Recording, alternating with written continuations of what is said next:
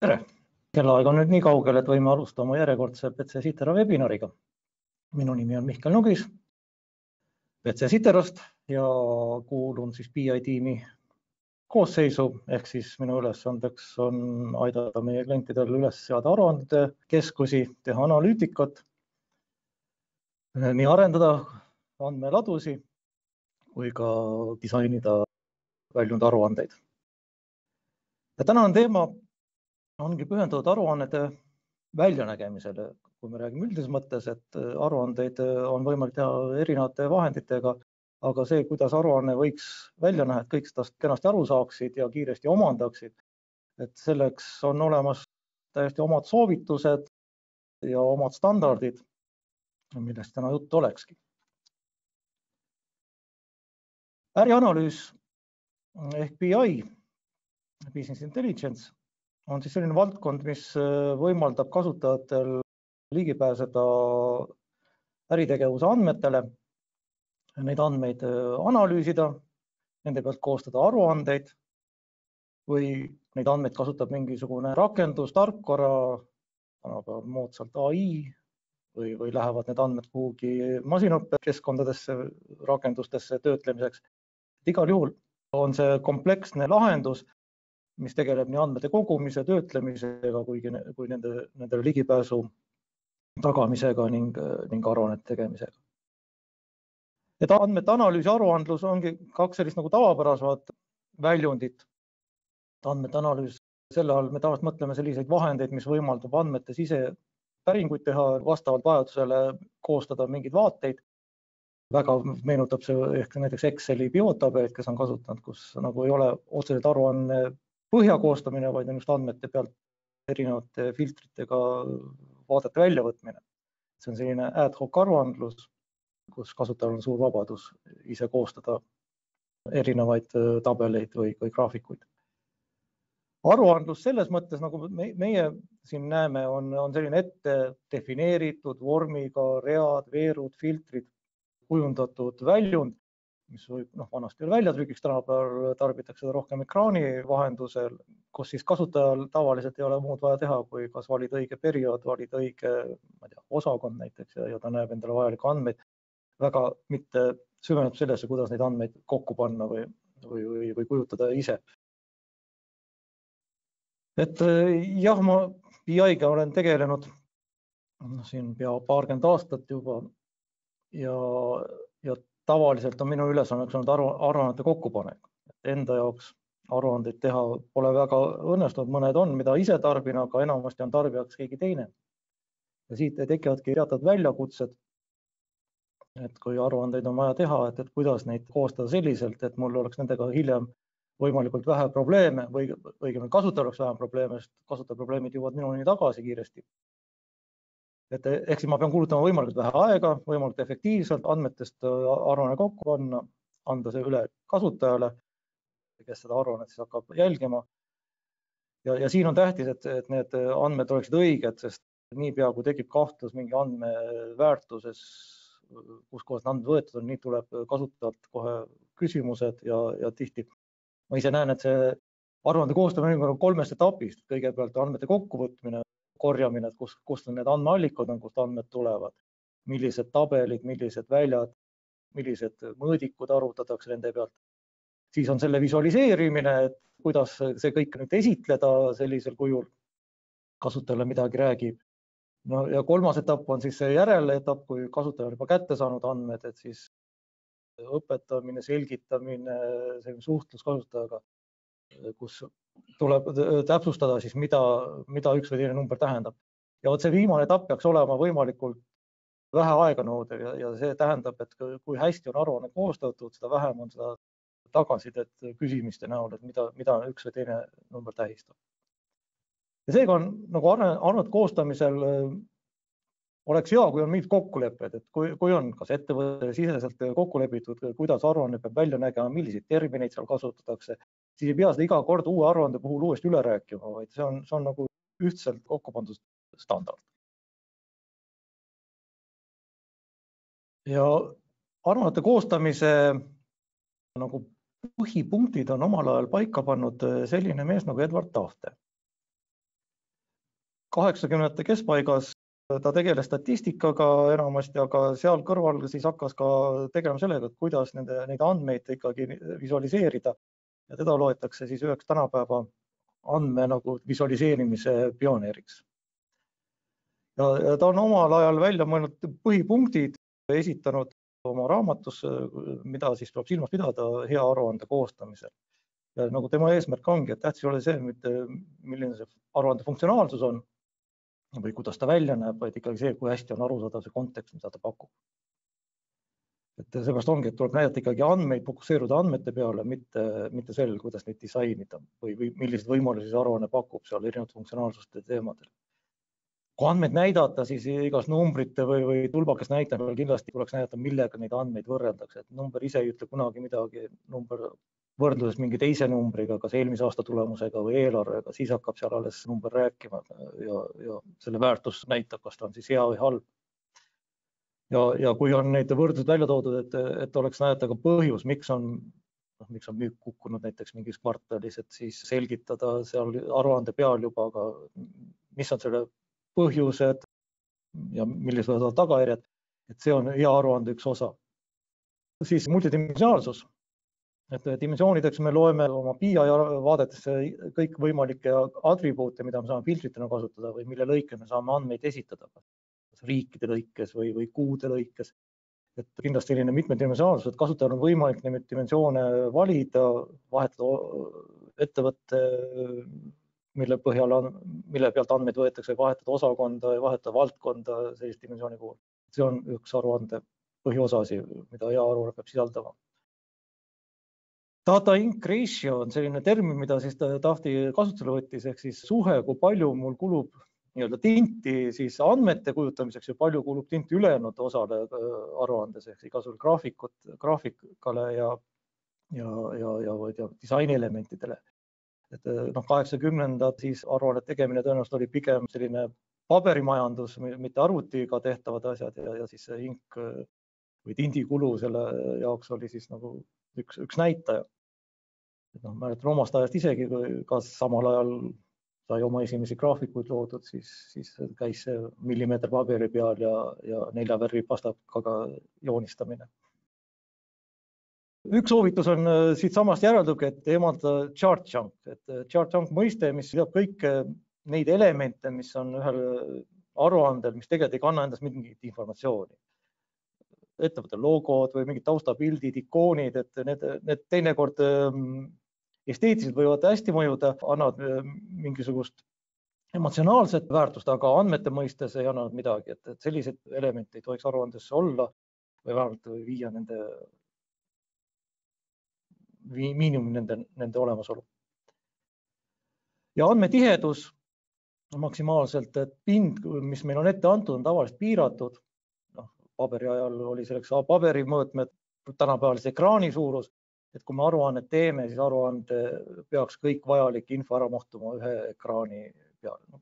Tõsi küll, ekraanid on igal juhul erinevad ja me ei saa päris ette arvata, kui suure ekraani pealt keegi oma aruandeid jälgib, aga siis see andmetiheduse mõiste, et kui suur protsent pinnast on kasutatud andmete jaoks ja kui suur pind on ülejäänud, et see on ka üks terminitest, mida siis mõõdetakse või hinnatakse aruande puhul. Kuna me PCSITena tegeleb majandustarkvara juurutamisega oma klientidele, siis ka meie aruandlus baseerub kõik ikkagi majandusandmetel, ehk siis on need finantsandmed, on need müügiandmed. Ja kui ma siin näiteks Google'iga otsin finantsaruannete kohta infot ja vaatan, mis pilte välja pakub, siis me näeme, et tegelikult see pilt, mis tuleb, on väga kirju. Et see, kuidas keegi neid aruandeid visualiseerib, on tegelikult täiesti tegija enda maitse järgi. Et tihti on ettevõte ise annab ette mingisugused nõuded, millele aruanne võiks vastata kas värvivaliku poolest või elementide poolest, mis seal peavad olema. Aga me nagu näeme, et see valik on kirju ja siin nagu mingit standardiseerimist kasutusel ei ole. Vähemalt ei ole väga laialt levinud see. Samas need standardi väljatöötajad, nagu me räägime tänasest teemast, siis me tutvustame sellist standardit, nagu on IBCS, International Business Communication Systems või International Business Communication Standards, mis siis annab ette teatud reeglistiku, kuidas ikkagi aruanne võiks välja näha. Ja nemad armastavad tuua näitena, kuidas näiteks noodikirja kujutakse, et kui me otsime selle sama Google'i searchiga noodikirjade pilte, siis me näeme, et nad näevad enam-vähem kõik sama ja siin ei ole nagu keelelisi barjääre, ei ole riigilisi barjääre, et kõik nad on loetavad, kes on noodikirja õppinud, saavad aru ükskõik siis, mis ajastust see noodikiri on, millisest, kelle poolt loodud. Et siin on nagu standardid paigas ja sellist standardid leiab väga palju maailmast loomulikult, et kõik need elektriskeemid või kaardid ja et nagu standardid on olemas, et finantsaruannetele selliseid standardeid välja töötatud ei olnud ja seepärast siis tuli üks seltskond kokku, kes lõi siis organisatsiooni, mida nad nimetavad lühidalt IBCS, ehk siis International Business Communication Standards. Ma olen siin toonud ära ka veebisaidi, kust nende kohta infot leiab ja nemad on loonud dokumendi, mis kirjeldab kogu aruande esituse aspektid ühes dokumendis. See dokument on päris suur, 170 lehekülge ja see aadressi pealt saab seda uurida. Täna kindlasti me ei jõua ja ei olegi eesmärk seda dokumenti niimoodi põhjalikult läbi käia. Ma toon lihtsalt mõned näited, et ilmestamaks, milliseid momente siis see standard kajastab ja kuidas nad lähenevad selle standardi rakendamisele. Et ja algselt sellesama Edward Tahti nagu põhiprintsiipidest lähtudes on nad siis töötanud välja selle rakendusliku poole, et kuidas siis rakendada neid printsiipe selles dokumendis. Ja ise on nad välja toonud siis sellise reeglistiku, mida nad nimetavad success reeglistikuks, ehk see on 7 punkti, mis nagu fokusseeruvad teatud momentidele aruannete esitamisel ja täna ma käikski nad kiiresti läbi või selle aja jooksul, mis on meile antud ja tutvustaks nagu neid momente. Et success on siis nende 7 võtmesõna, say, unify, content, check, express, simplify ja structure, esitähed. Niimoodi on nad siis mängid nende sõnadega. Ja kui me nad ükshaaval läbi vaatame, nüüd järgnevalt siis räägime, mis need võiks olla. Et esimene on siis say, ehk siis esita sõnu. On see, et iga aruanne peab olema, meil peab olema, me ei saa teha aruannet lihtsalt aruande pärast, et aruannet on kellelgi vaja, peame teadma, kes need aruande kasutajad on, millist infot nad sealt otsivad ja ootavad. Ja vastavalt sellele tuleb siis ka aruanne koostamisel, sellest tuleb lähtuda. Kindlasti ka korra juba mainisin, et aruanne ei pea mitte näitama ainult olukorda, mis meil on, vaid peab ka selgitama, millest olukorda tekkinud, millised on trendid ja muutused ja mis võib ees vaadata. Ja väga hea veel, kui seal oleks ka soovitused, mida teha tuleks, aga see on järgmine tase. Teine alapunkt on unify, et kasuta ühtset semantilist tähistust. Jällegi täpselt ma ei peaks iga kord oma kasutajatele, kellele ma aruande on loonud, selgitama, mida tähendavad seal mingid terminid, siis on hea, kui see terminoloogia on algselt paika pandud. Et jah, algselt tuleb sellega harjuda, aga kui need on teada, siis on lihtsam edaspidi iga järgmist aruannet juba kasutusele võtta. See adapteerimise aega on palju kiirem kui võib-olla esimestel aruannete puhul. No siin on mõned punktid, mis on dokumendis hästi ära kirjeldatud, ma olen siit välja noppinud, et näiteks, et kui kasutada aruannete puhul sama stiili, et samad fondid, samad teksti suurused, samad teksti värvid, see võiks olla mitte ainult ühe aruande piires, vaid kas või kogu ettevõtte piires ühesugune. Et jällegi, et meil aruanded tavaliselt ei piirdu 1 või 2, et aja jooksul kasvab aina juurde. Terminoloogia, mida me seal kasutame, see on nii finantsterminoloogiad kui ka mingid oma ettevõtte sisesed terminoloogiad on kirja pandud ja ära selgitatud. Siin on mõningad näited, millised terminoloogiad on välja toodud, aga kindlasti neid ongi rohkem kui ainult see nimekiri välja toodud. Kõik selle lisainformatsioon, et meil numbrid on numbriteks, aga me tahame seal ka ühikuid esitada või teinekord mingid rahalisi valuutatähiseid tähistada, et näiteks see standard soovitab kasutada valuutadele osutades ikkagi neid 3-tähelisi rahvusvahelisi lühendeid, mitte dollarimärki või euromärki.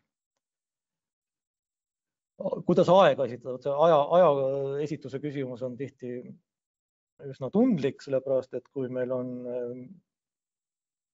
aruanded vaja esitada erinevates riikides erineva kultuuriga kasutajale, siis näiteks kuupäeva kasutamine on võib-olla väga erinev siin, kuidas ta meie riigis on, kuidas ta naaberriikides on võib-olla sarnane, aga kui Ameerikas on kuupäeva esitus hoopis teisel kujul, et siis see soovitus, kuidas see standard soovitab kasutada näiteks kuupäeva kujul, et aasta, kuu ja kuupäev just sellises järjekorras sidekriipsud eraldatud, et see on standardi järgi ja see on keelest ja kultuurist sõltumatu, et kui sellisel kujul paika panna, siis pole enam vaja karta, et kuskil teises keskkonnas see number kuidagi teisiti väljendub. Ja samas ka kõik muud ajaühikud, kuupäeva täpsus, kui meil on kvartali täpsus, et kvartal aasta sidekriips Q4 või Q3, Q2, Q1 nagu kvartalite puhul, kuunumbrid esitada siis ka aasta sidekriips ja number kuuna. Ja nädalad siis kaksikveega ja 4 nädala number siia aastale juurde. Et need on siis konkreetne aasta, konkreetne periood. Kui on vaja esitada vahemikke, siis vahemikud üle 2 punkti. Aasta vahemikus 23–24 2 punktiga või siis 24 lühendatud. Arvväärtused. Kindlasti tuleks suuremaid numbreid esitada siis 1000 eraldajana ja 1000 eraldajana see standard soovitab kasutada tühikut, vastupidi siis jälle nagu Ameerika stiilile, kus selleks on koma. Kui meil on vaja komakohti näidata, üldjuhul siiski võiks komakohti vältida, kui on suuremad numbrid, siis need komakohad ei oma niikuinii suurt tähtsust. Et kui võimalik ümardada täisarvudeni või ümardada veelgi suuremate numbriteni, seal tuhandeteni ja miljoniteni. Aga kui komakohad tulevad, siis see standard otseselt ei kohusta kasutama ei punkti ja koma, ütleb, mõlemad variandid on vastuvõetavad. Nüüd andmed ise, andmetena võivad meil olla ju finantsaruandluse puhul erinevad, kas on mingid saldod või on käibed, aga nad tihti finantsaruanne koosneb erinevate võrdlusandmete esitamisest. Meil on olemas jooksva aasta andmed, on olemas eelmise aasta andmed, on olemas eelarvega ette nähtud või planeeritud tulemused. Et siin me kasutame mitte, või ütleme standard soovitab kasutada mitte ainult kokkulepitud lühendeid, et meil mida vähe lühemate terminitega hakkama saame, seda rohkem jääb ruumi andmete jaoks. Aga kokkulepitud värvikujundus. Et üldiselt ise see standard eelistab mustvalgeid või halltoone oma aruannetes. Et need on neutraalsed värvid ja kui on vaja midagi esitada ja sealt välja tuua, siis tuleb muud värvid mängu. Ja värvide valik või isegi need halltoonide valik ei ole suvaline, vaid kokkuleppelt on sellised, et kui on jooksev aasta, siis on seal tumedamad rõhutatult ehk siis täis mustana, näiteks tulbana või joonena. Samas eelmist aastat näidata sellise hallima või kahvatuma tooniga, see nagu võrdlus ei ole nii oluline number, kui on jooksev aasta. Eelarve või plaani numbrid, need on siis valge põhjana ja musta raamjoonena. Ja kui me kasutame prognoostulemusi ehk siis mingisuguse reegli järgi arvutatud prognoosi, siis seda esitada hoopis viirutatud kujul, seda täitevärvi. Tavaliselt need tulevad kõige paremini välja just sellisel tulpdiagrammides. Ja siin on näide ka üks selline visuaal, mis näitab läbi aasta näiteks müügivõlgade saldot iga kuu. Siin on näha, kuidas kuunumbrid on ka lühendatud ühe täis täheni ainult, et ei oleks jälle palju ruumi vaja kulutada X-telje peal täiskuu väljanimetusega. Võib ka lihtsalt numbrid olla tõenäoliselt. Aga siin on praegu selle näite peal siin tähed, et siin on näha, kuidas põhitulemus ehk siis jooksev selle perioodi tulemus on tumedalt, seal on number juures ja samaaegselt siis võrdluseks on eelmise aasta või eelarve tulemus, mis on siis valge taustal. Ja kui meil siin seis on kuskil septembrikuuga on siis meil teada olev, see on ajalugu ja tulevik on siis oktoober-november, siis siin on näha, et see prognoostulemus juba on teise kuju. Visuaalselt hästi haaratav, et prognoos ise eristub ju tegelikest tulemustest. Samal ajal eelarve jookseb ikka taas, et see eelarve sama taustaga tuleb siin välja. Ja kui meil on vaja kokku võtta, et kui meil antud juhul on müügivõlgade saldo, see ei ole akkumuleeritav tulemus, see on keskmine, ehk siis sellise keskmise tähistamise jaoks näiteks kasutatakse ring ja joon läbi selle ringi, et see on igal pool, kus see esineb, tähendab, et tulemus on keskmistatud. No, sellised näite näite tulevad. Pluss veel, et kuidas need vahed ja erinevused, et seal delta märgi kasutada ja sümbol, mida võib-olla klaviatuurilt on raske leida, aga on võimalik. Mina kasutan näiteks viimasel ajal, kui küsin ChatGPT käest, et anna mulle delta sümbol ja sealt copy paste in selle siis aruannetes. Aga guugeldades muidugi leiab ka neid koode, mida saab kasutada, siis delta sümbolid või mingisugused astendajaid oma aruannetes näidata. Contents, andmetihendus, juba oli juttu, et mida vähem raiskame seda pinda, kas valge pinna alla või disainielementide alla, seda rohkem me saame ära kasutada infot sama pinna osas. Ja siin on ka toodud üks näide, kus väike muudatus ühe aruande ja teise aruande puhul, et kuidas need teha parajad lühendusid, asetada andmed ümber, eemaldada tühja ridu kuskilt, kus vaja on ja me saame sama ruudu sisse mahutada rohkem andmeid kui muidu. Ja kui on võimalik 2 tulemust ühe graafiku peal ära mahutada, siis miks seda ka mitte teha, et kui nad kuidagi ka korreleeruvad, et ühe graafiku peal kasutada nii tulpe kui joondiagrammi, mis siis võrdluses ajaperioodis näiteks toovad välja siis ühe või teise tulemuse väärtused, et jällegi, et hoida kokku seda ruumi, et ülejäänud ruumi jääb siis mingi teiste graafikute jaoks. Ja siis see, millised ei tohiksid need visuaalid olla aruannetes, et kooris kõik visualiseerijad lausa vihkavad või välistavad selliseid visuaale nagu sektordiagrammid, rõngasdiagrammid ja igasugused parameeterdiagrammid. Et nad võtavad suhteliselt palju ruumi, aga näitavad ainult väga üksikuid numbreid selle ruumi osas ja väga raske on jälgida nende numbrite omavahelist suhet, et kes siis nendest suurem või väiksem on, et sellise sektori pealt tuleb see palju halvemini välja kui kuskil tulpdiagrammi juures. Nüüd järgmine check on siis kirjeldab seda, mil viisil me neid aruannete visuaale esitame selliselt, et nad ei moonutaks andmeid. Et siin esimene näide ongi selline, et kindlasti Y-telge tuleks alati hoida sellisel kujul, et ta algab nullist ja lõpeb siis selle väärtusega, mis siis katab nagu suurima väärtuse ära visuaalis. Et siin on näide, kus algab 40 pealt ja lõpeb 80 pealt ja see toob nagu moonutatud kuju nende tulpade omavahelises võrdluses, et tundub, et kui hästi siin mitu korda kasvas, aga tegelikult ei ole null punkt üldse õige koha peal ja see annab vale ettekujutuse. Õigem oleks näha sellisel puhul, kus null koht on samal tasemel alguspunktiga. Või teine näide on siin selline, kus me võrdleme müüki ja võrdleme kasumit ja need on 2 erinevat visuaali, aga nad ei ole samas skaalas. Selgelt müügikäibe numbrid on kordades suuremad, kui on kasuminumbrid, aga siin skaalas ei tule nende omavahel suhe välja, et õige on ikkagi sellisel juhul viia nad samasse skaalasse ja näidata, et see suuruste erinevus tuleb juba visuaalselt kiiresti välja. See on selline soovitus siis, ja neid on kindlasti rohkem, aga see on just näiteks toodud välja, et mida siis silmas pidada. Express, kuidas neid nüüd ikkagi esitada kujundlikult? Üks moment oli juba ära nimetatud, et seal, kus me tahame lihtsalt esitada numbreid, võiksid nad olla must, valgel või hallil, sellisel neutraalsetes värvides. Kui meil on vaja esitada ajaskaalat, siis ajaskaala jookseb kindlasti X-telje peal või siis horisontaaltelje peal vasakult paremale. Kui meil on vaja esitada mingeid kategooriaid, siis kategooriate puhul kasutada seda varianti, kus graafikul, kus kategooria jookseb ülalt alla. Sellist on palju lihtsam jälgida ja kui niimoodi järjepidevalt kasutada, siis on kasutajal ka parem aru saada või kiiresti omandada, mida ühel puhul või teisel puhul silmas pidada.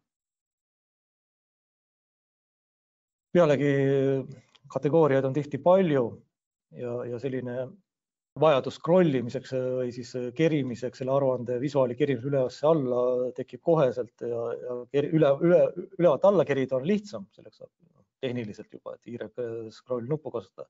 Ja seepärast on ka ülevalt alla jooksev diagramm või lintdiagramm mugavam kasutada paljude kategooriate puhul. Kui on ajatelg, siis ajatelg meil üldjuhul on hea, kui ta mahub ikkagi ära kogu ulatuses visuaali sisse, et seda scrollimiseks võiks vältida seal scrollimise võimalust vasakult paremale. Simplify, lihtsustada. Jällegi viitab sellele, et kõik sellised aruande või visuaalide elemendid mis meile otseselt ei anna midagi, tuleks eemaldada. No see on näiteks, et kui on aeg-ajalt on näha, et nähakse vaeva, tehakse sellised kolmemõõtmelised tulbad ja varjundid ja üleminekud, et see kõik ainult segab. Et selline pilt, kui siin kõrval on, kus on lihtsad tulbad, on palju rohkem infot edasi andev kui ülekujundatud visuaal. Samamoodi värvide kasutamine, et kui need värvid ei anna edasi mingit mõtet või infot, siis lihtsalt värvide pärast ei ole põhjust üldse kasutada. Jällegi piisab ühetoonilisest mustadest värvidest siin võrdluses meie ekraanil ka näha ja kõik toimib sama hästi. Ja siin paremal poolel siis, et igasugused skaalad, rõhtjooned, üleliigsed ticket markerid, see kõik on üleliigne, kõik need ära koristada, jätta ainult tulpdiagrammid ja number sinna juurde ja palju meeldivam on vaadata ja ei pea läbi murdma sellest graafilisest mürast, mida sellised lisaelemendid annavad. Ja viimane sellest punktidest ongi structure, et jällegi jälgida aruande ülesehitamisel ühtset stiili, ühtseid ikonograafiat näiteks, nagu siin pildil on toodud. Veel, kuidas struktuuri üles ehitada, et kui me ehitame näiteks dimensiooni, geograafilist dimensiooni, siis peaks need olema, nagu ei tohiks tekkida ülekattumist sellistes dimensiooni valikutes. Siin nad on toonud näite, et kui meil on riigid, siis on Skandinaavia ja EU, et need ei ole üksteisega võrreldavad kategooriad, sest üks võib teise sees sisalduda.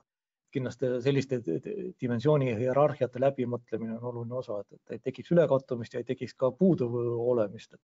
Et mingi osa kuskilt puudu jääb sellise kunstliku hierarhia tekitamisel.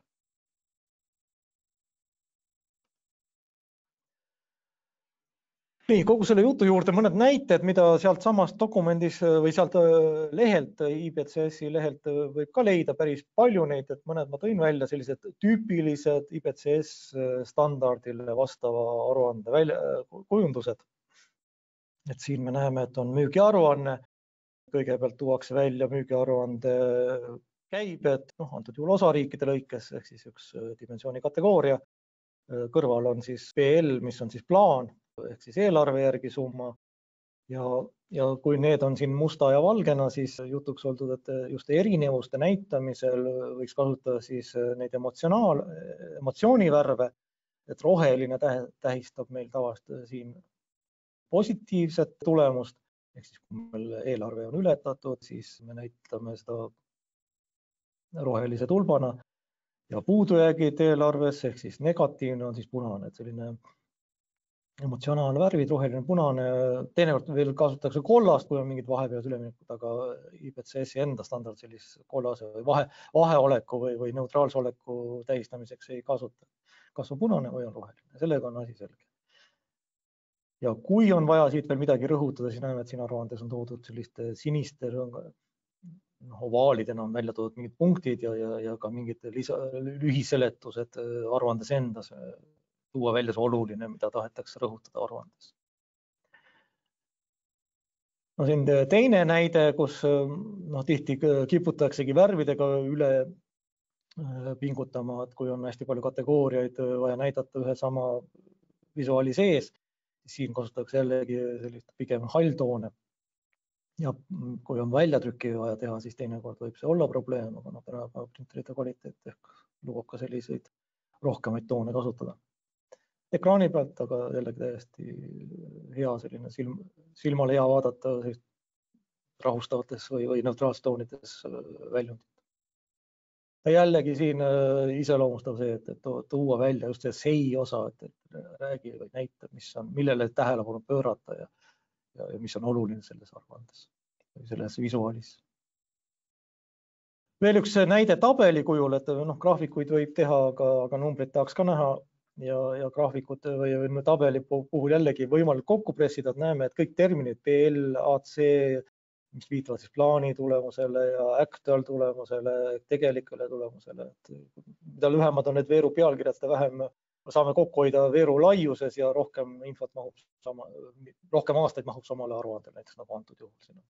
Ja näeme jälle need värvide kasutused siin jällegi valge põhi, mustad raamid viitavad alati siis nagu eelarve tulemustele ja see täismust on siis tegelik ja forecasting on meil siis planeeritud tulemus näiteks sellel aastal.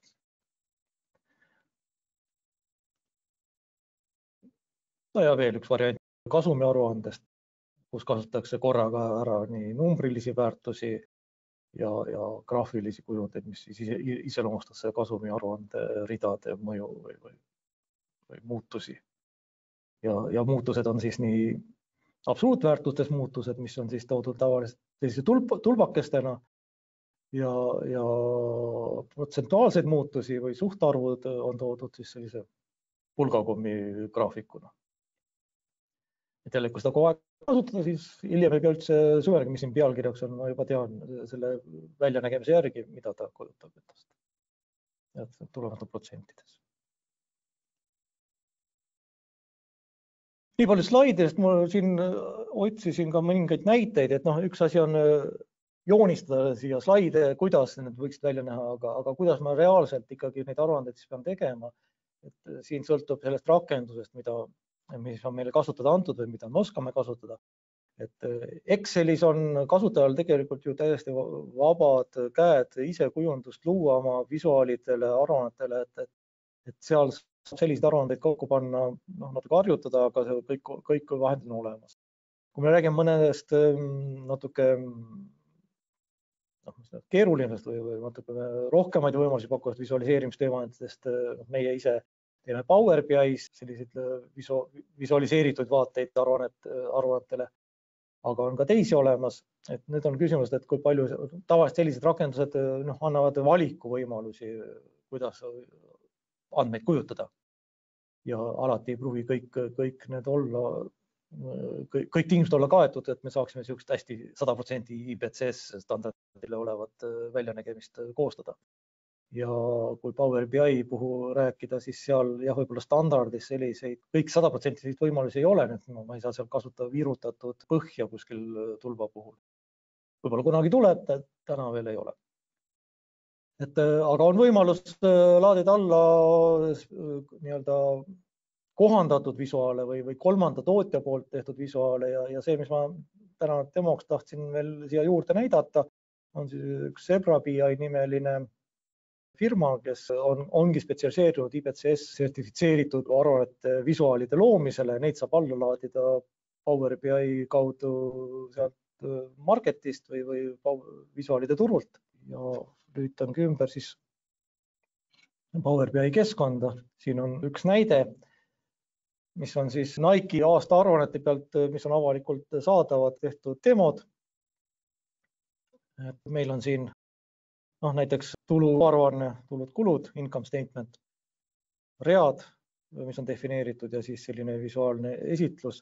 Ja see on nüüd selle Zebra BI visuaali peale tehtud, mis selle visuaaline omapära on see, et ta ei ole mitte ainult pildi kujul või ta on ikka klikata, siit saab detaile vaadata, nagu Power BI kasutajad on juba harjunud nägema, et see on sellised loomulikud võimalused. Aga siin on võimalik veel siis ka vahetada seda vaate enda režiimi ja tuua välja mingis natuke teises rakursis aruanne, nagu me siin näeme, et siin on jälle eelmine aasta tegelik tulemused, kuidas vahed on olnud, kuidas on muutunud ja protsendiliselt need pulgakommid. Ja jällegi toodud välja veel mingid viitepunktid, mis siis selgitavad ühte või teist võtmekohta aruandes. Siin on vist veel kolmas variant. Ja sama aruande sees, et ma võin vaadata kasumi aruannet sellisel kujul, nagu siin esitatud. Ma võin samas aruandes bilansi vaate peale minna, bilanss on meil selliselt teisel kujul valmis tehtud, ka siin on võimalik vahetada seda vormi, see on juba visuaali enda omadus, et midagi siin nagu arendama rohkem ei pea, näitama ainult milliste ridadest see aruanne koosneb, kust need numbrid tulevad. Cashflow on rahavoogude aruanne, jälle natukene teistsugune, aga nagu põhiinfo toob kohale. Ja see on ainult üks leht, et meil Power BI aruannet tehes meil on võimalik jagada see aruanne veel lehte peal laiali, et kõik nad kindlasti mahuvad ühe ekraani peale ära, aga kui meil on ikkagi teemad on natuke rohkem vaja ära katta ja tuua erinevaid vaateid, siis me teeme erinevad lehed ja nende lehte vahel saab liikuda. Põhimõtteliselt kordab siin Me juba tunneme ära seda IBCS-i stiili, kuidas need aruanded esitatakse. Siit veel mõnda põnevat leiab, siin on näiteks aastate võrdlus omavahel toodud, et saame aastaid valida, et kui me tahame 3 aastat valida, võtame 2 aastat siin üksteise kõrvale ja läbi selle me saame siin liikuda. Ikka need samad bilansivaated, kasumiaruande vaated siis 2 aasta võrdluses. Või siin ka mingi teise, me näeme siin erinevaid valdkondi või brände, mille puhul, et siis siin on sama aruanne tehtud ka Puma kohta, et ettevõtet saab kahetada bränd vahet. Ja siin on veel näiteid, kuidas tuuakse jälle välja, et põhiväärtused on tumedad, mustad, aga siis see, kas see trend on, kas ta on positiivne või negatiivne, on siis siin kiiresti näha ühe punase. Aga mis siin veel oli huvitav, et jah, kui ma siin vaatame tagasi finantsaruande peale, income statement, et kui ma siia jällegi selline visuaali lahenduse üks hea omadusi on see, et ma võin seda detailsust näha otse aruande pealt, et kui ma võin hiirega ühe või teise rea peale, siis tuuakse juba selle rea juurde sellises pop-up menüüs või pop-up aknakeses tooltipis, siis ka täpsem info näitab juba aastate lõikes ära, kuidas muutused. Et seda nagu Excelis saavutada on raske, aga sellised ettevalmistud visuaalid, mis on spetsialiseerunud andmete näitamiseks ja eriti kui hea, kui ta on spetsialiseeritud finantsandmete näitamiseks, nagu antud juhul, siis saab kõiki neid omadusi hästi ära kasutada. Ja juba see üks ekraani täis infot on tegelikult väga palju erinevaid süvitsi vaateid täis. Nii, kas me siin veel midagi huvitavat on? No, põhimõtteliselt need samad asjad. Siin on näha üks aruanne, mis on graafikutes loovutud, näidatakse ainult numbreid ja võrdluses. Hästi selge, puhas ja annab edasi seda infot, mida on tahetud näha. Nii palju siis sellest IBCS-ist, et see oli selline lühikene tutvustus, et on olemas selline standard Euroopas välja töötatud.